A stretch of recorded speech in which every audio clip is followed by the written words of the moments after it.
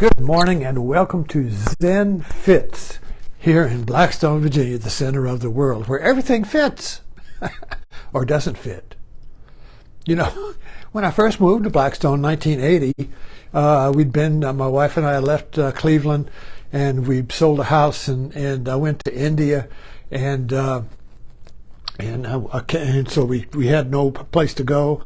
So we came to Blackstone, where she grew up and where her mother had a big house where we could stay. So I came here with the idea that, I could bring yoga, particularly Siddha yoga, which I was Guru yoga.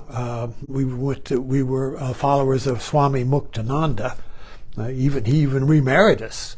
We got remarried in his ashram in South Fallsburg. But anyway, it was Guru yoga, and I was in Cleveland. I was a center leader. Siddha yoga center leader, when people could come and watch a video of Baba speaking his talks and do the little Siddha yoga ritual and be a center. I was a center leader. I was somebody. I was a center leader. And so we moved to Blackstone, and I was going to be a center leader. And we were staying with Tilly's mother, and so I put up a picture of Muktananda on the wall. See that one back there? Yeah.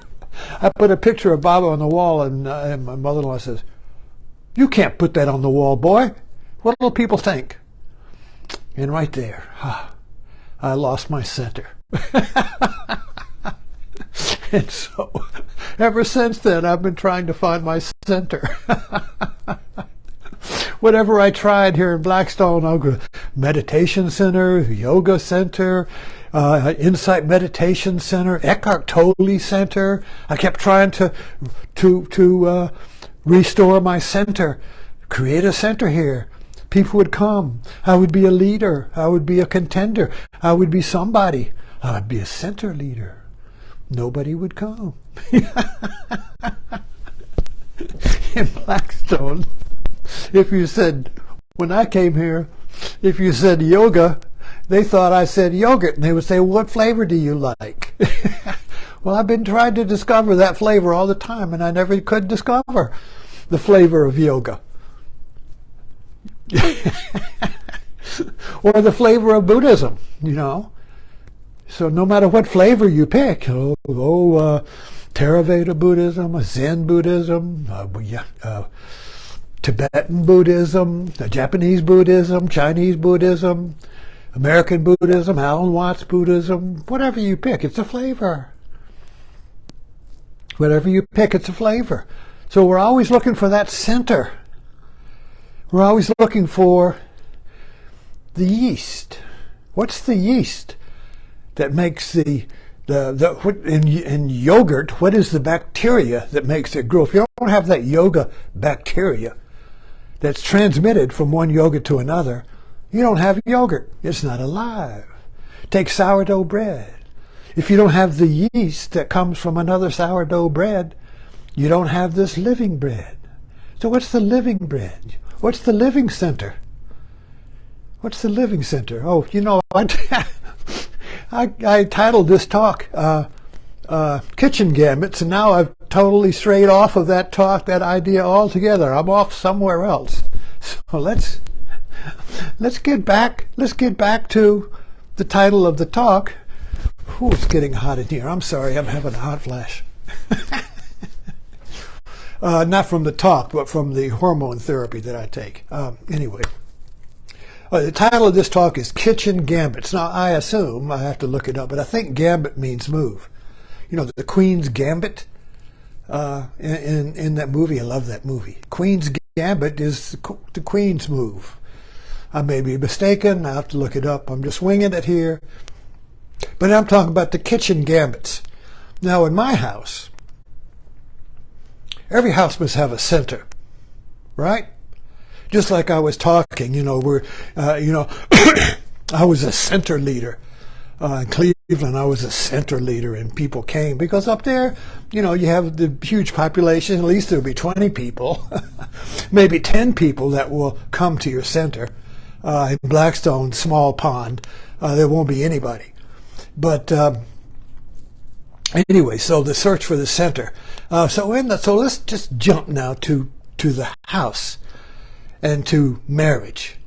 So what is the center in your marriage? Okay, a relationship. There must be a center. In other words, if you're with somebody and you decide to go, let's go to the movie. Well, one's going to have to, well, you choose. What movie do you want? Well, what movie do you want? So you decide on a movie and you both go to the movie. But what if you say, well, fuck you, I'm going to this movie over here, and you say, I'm going to that movie over here. Well, whoop, there's no center. So a lot of marriages split up because they can't find the center. Because when you have a relationship, the center is what holds it together. But the center is portable, it's movable. The center is always changing, right? We have a nephew. My wife's nephew just had a big baby. They had a baby. Well, actually, her nephew-in-law, the daughter of her, they got a baby, so we're getting baby pictures. So they must walk around with a camera all the time, taking pictures of that baby. Well, in a marriage, that baby is the center, the new center, and both of them focus on that baby. So the baby creates the center that holds a marriage together. Oh, we'll stay together for the baby, or whatever. We'll stay together for the center. So the center holds as long as that baby's a baby. But when it becomes a teenager or grows up, the center won't hold. And now the marriage has to rediscover its new center or break up. So, getting back to the kitchen gambits. In my house, and I've been married 63 years, so I know a little bit about marriage. A little bit. Just that much. But we were married 1960, right in Blackstone, by the way. I met my wife here, and we came up here to get married. And the church is right down the street, a Baptist church. But then when I started practicing yoga, my whole psychic structure broke up. It was like an induced psychodrama. And that's what yoga does, or the spiritual path. It's going to break things up. It's going to break the psyche up and all the things it's going to break your center up. You're going to lose your center. If you really practice yoga the way, Zen, Buddhism, yoga, Sufism, whatever you want, Christian mysticism, whatever you want to call it, psychotherapy. If you do any of that stuff, it's going to break up your center. The old center that is not working, because you want to find the true center that works all the time. So getting back to our metaphor here of the house and my marriage. So my marriage has been a struggle to find the center. We even tried giving up the marriage, but it only lasted for 2 years. And when I had a big samadhi experience with Muktananda's ashram, and I knew that we were going to get remarried, and I was going to be a center leader, and yada, yada, yada. So we did that. So I've been married, failed at marriage, failed at divorce, got remarried. Then we became wedding photographers. So for 20-some years, we photographed weddings. So anyway, I know a little something about weddings, about marriages. But getting back to my marriage and the Kitchen Gambit, so what is my success for a successful marriage? Well, actually, ironically, it's what the Old South proposed as a solution to the problem of black and white. Black people and white people in the South, masters and slaves. It's like a chess game, black and white. What was the Old South solution? Separate but equal. Separate but equal. Well, that didn't hold, because the separate was not equal. The white water fountains, in other words, the white was here and the black was here, so it was not equal. Right? So civil rights said, well, we just got to mix them up. We just got to mix them together. That will create the one. Not so much. When it's separate and equal, you got two ones, but they have agreed to live in the same situation. So my marriage is kind of like that. In other words, I have my bedroom where my books and my little meditation thing, and my wife has her bedroom with her books and her stuff, you know, and that's separate. And in our office or downstairs, we have a big house. She has her computer and her stuff, and I have my computer and my stuff, my desk, and she has her desk. That's separate. They're equal.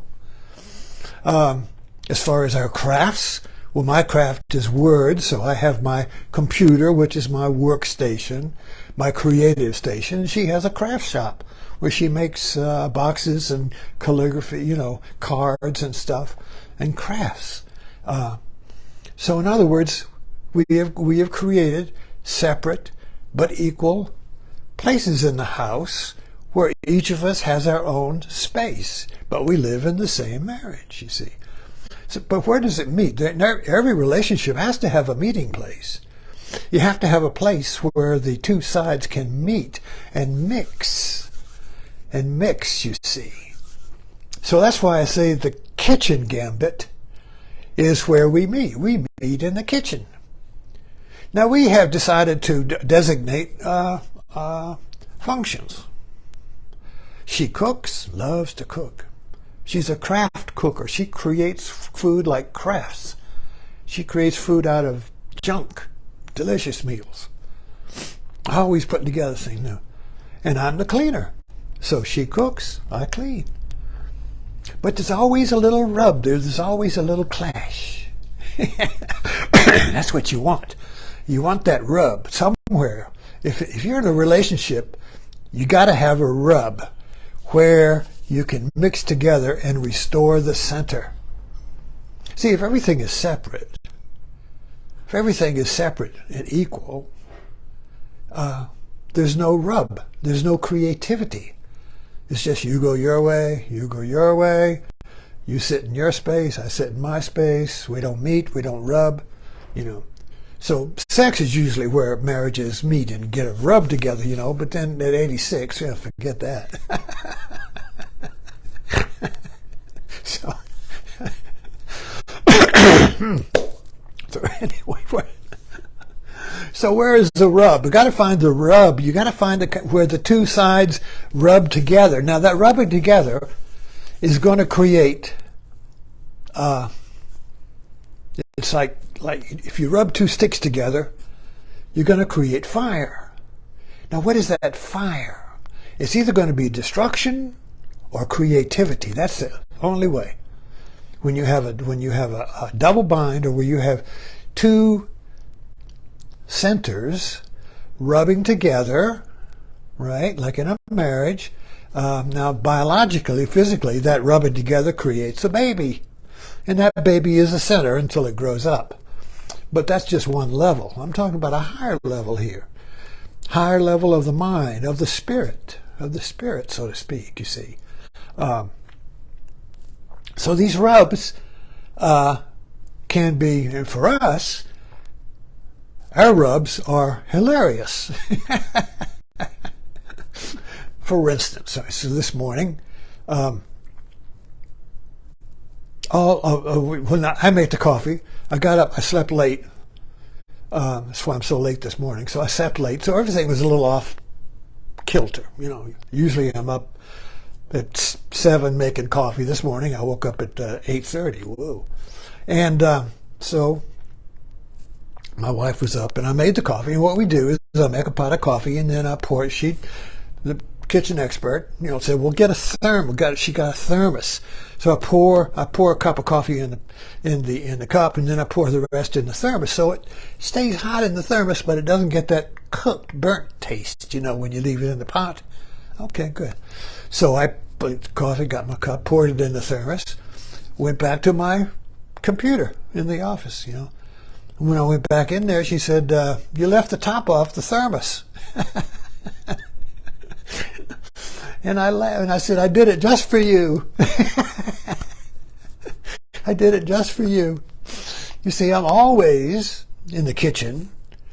This is her domain, and I'm the cleaner, but I'm always forgetting something, strangely enough, you know. And she remembers it. She used to be an English teacher. She points out that error. You know, you left the top off. You should become more aware. You should become more mindful. Well, that's a good yoga Buddhist instruction. Be more mindful. She's right. I should be more mindful. Yet, no matter what I do, I leave the top off of something. And she points it out. And I said, yeah, and I laughed. And I said, yeah, all errors lead to me. She laughed. And then I got up to clean, and I almost burnt the shit out of my hand because she left the light on under the frying pan. She left the stove on. And I pointed it out to her. And I said, usually, if when you leave the light on under something, or you leave something out, or you create a kitchen error, I just turn the light off and move on. See, it's no big thing. I just turn it off. But if I had to go into your office and remind you that you left the light on under the stove, you see, that's a whole different level. In other words, it's for an English teacher, the error is the thing. When I used to give her my writing to proofread, used to bug me because she wouldn't see the big picture. She wouldn't see the vision. She would see the errors, and she would just make red marks all over. I said, well, did you read it? But then I do the same thing in my domain, which is words and Facebook. So I look at a post and I see the error in it, and I want to tell the people about the error. Remind them that they didn't have a full picture of Zen. They didn't really understand what Zen was. They didn't understand the Buddha or whatever. You had a little error there. Let me point it out to you, So maybe that you will be corrected and you will be stuck and you'll move on, So I just realized this morning as I was thinking about this talk is that I do the same thing my wife does on Facebook. I'm point out the errors, Well, that's good. You get, but you didn't say. But you left out a little thing, Let's look, what did you leave out? And of course, everyone does that to me.